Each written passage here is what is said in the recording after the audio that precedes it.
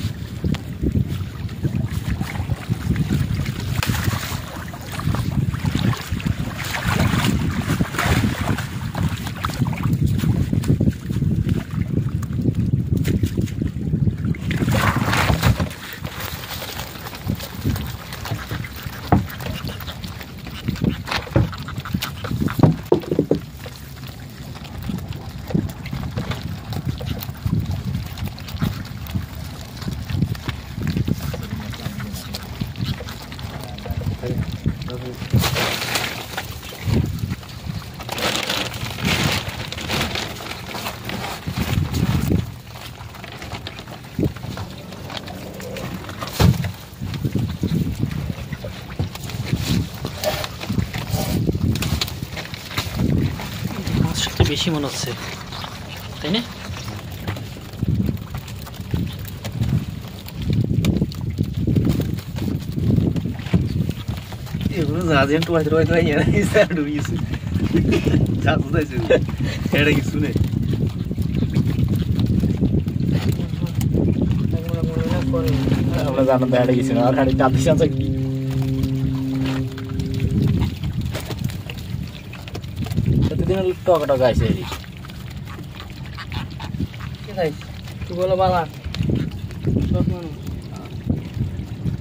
ভাই আপনার নাম বলেন।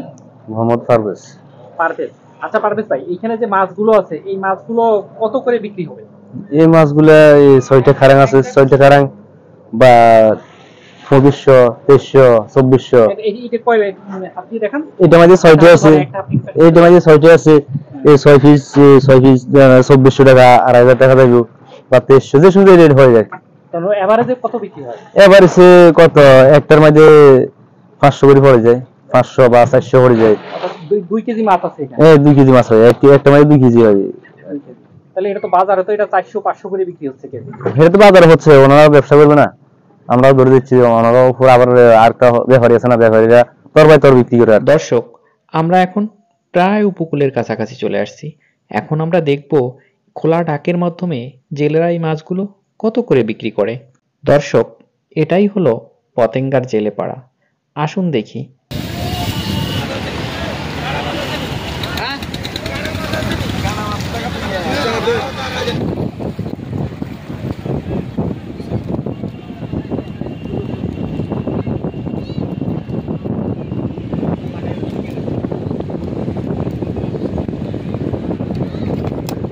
পড়ে না যায়, ভালো করে ধরেন।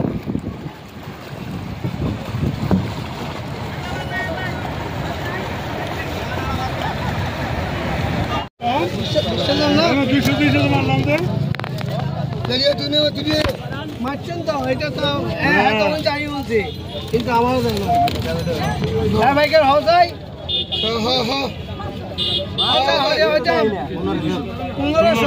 1800, 1900, 2000, 2000,